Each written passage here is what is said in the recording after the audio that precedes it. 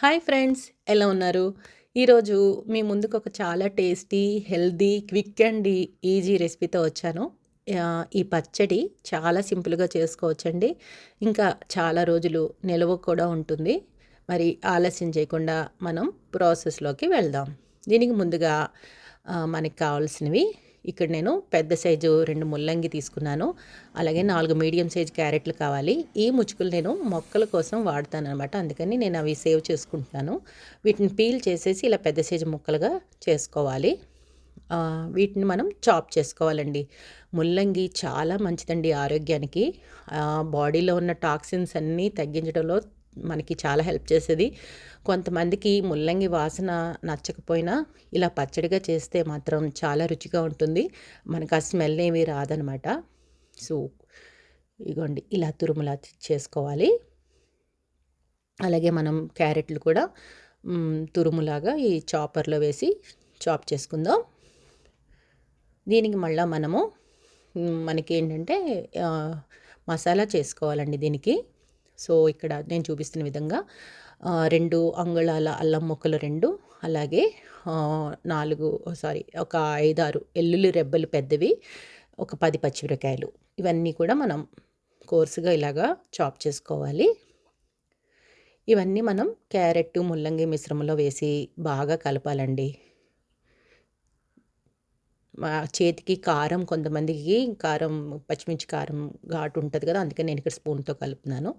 తర్వాత మనం దీనికి ఒక మసాలా పౌడర్, ఇక్కడ 2 టేబుల్ స్పూన్స్ ధనియాలు, జీలకర్ర, సోంపు, ఆవాలు, మెంతులు అన్నీ తీసుకున్నాను ఈక్వల్ రేషియోలోనండి. ఇవన్నీ కూడా దోరగా వేయించుకోవాలి. ఆవాలు, మెంతులు, ధనియాలు, జీలకర్ర, సోంపు ఇవన్నీ కూడా ఇలా దోరగా వేయించుకోవాలి. మీడియం ఫ్లేమ్లో వేయించుకుంటే మాడకుండా ఉంటాయి. చూడండి ఇక్కడ కలర్ చక్కగా వచ్చింది. ఈ కలర్ వస్తే సరిపోతుంది. వీటిని స్టవ్ ఆఫ్ చేసుకుని రూమ్ టెంపరేచర్లో ఆరినాక ఇలా మిక్సీకి వేసుకుని మెత్తగా పొడి చేసుకోవాలి. ఈ పొడిని కూడా ఈ తురుములో, ఈ మిశ్రమంలో కలిపేసుకోవాలి. ఇక్కడ నేను సాల్ట్ కూడా వేస్తున్నాను. 2 table spoon salt, 2 table spoon red chilli powder, ఎర్రకారం ఇవన్నీ కూడా వేసి బాగా కలపాలి. ఒక 1/2 కప్పు నిమ్మరసం, నేను ఫ్రెష్ నిమ్మకాయలు వాడుకుంటున్నాను. స్క్వీజ్ చేసి ఆ రసం ఒక 1/2 కప్పు వేసి చేత్తో బాగా కలుపుతున్నానండి. నాకు ఈ చేత్తో కలిపితేనే పచ్చళ్ళకి నాకు సాటిస్ఫాక్షన్గా ఉంటుంది. సో మీకు చేతికి కారం అనిపిస్తే స్పూన్ వాడొచ్చు, ఇందాక వాడినట్టు. బాగా కలపండి.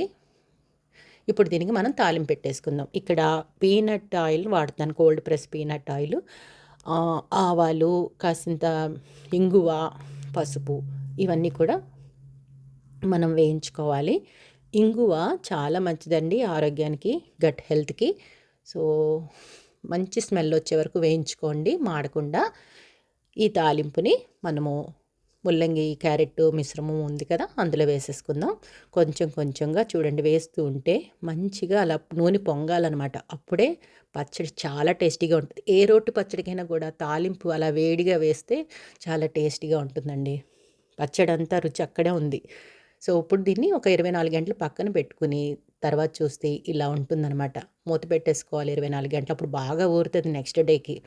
చూడండి నోట్లో అయితే నీళ్లు ఊరుతున్నాయి. ఇది దోశలకి, అన్నానికి, అలాగే రోటీస్కి కూడా చాలా బాగుంటుంది. మనం గాజు సీసాలో వేసి దీన్ని ఫ్రిడ్జ్లో పెట్టేసుకుంటే 2-3 మంత్స్ పాడవకుండా ఉంటుంది. ఎప్పుడైనా మనకి ఓపిక లేనప్పుడు, కూర చేసుకోలేనప్పుడు కూడా ఇది తింటే మనకి చక్కగా అన్ని పోషకాలు వస్తాయి. క్యారెట్, ముల్లంగి ఇవన్నీ ఆరోగ్యానికి మంచిది. సో మీకు ఈ రెసిపీ నచ్చింది అనుకుంటున్నాను. లైక్ చేయండి, కామెంట్ చేయండి, షేర్ చేయండి, సబ్స్క్రైబ్ చేయండి. Thank you.